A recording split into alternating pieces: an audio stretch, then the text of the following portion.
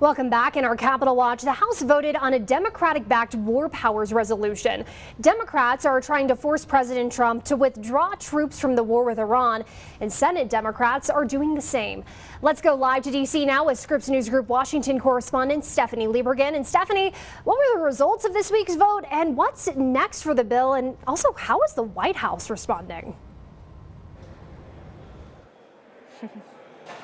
Hey, Allison, good morning. Well, let's start with the vote itself. Happened on the House floor early yesterday evening. It was 215 to 208. There were cheers on the House floor when the vote totaled. The results of the vote were announced in the House chamber. But this legislation now kicks over to the Senate. Of course, it's unclear if the Senate will take it up.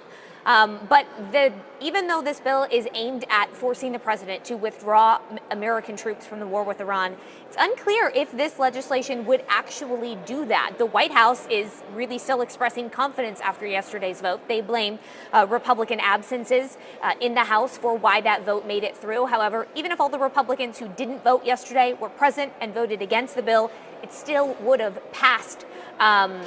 There still would have been enough votes to pass the legislation.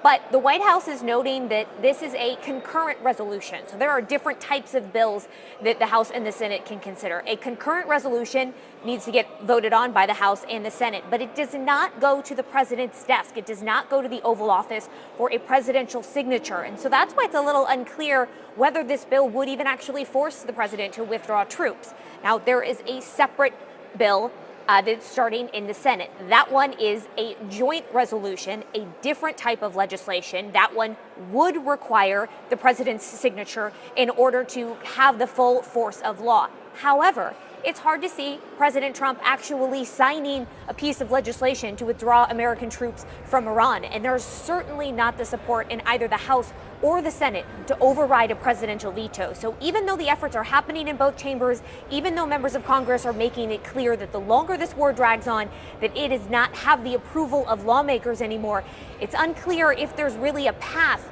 for Congress to actually force President Trump to withdraw American troops. All right, Stephanie Liebergen reporting for us from the nation's capital this morning. Thank you.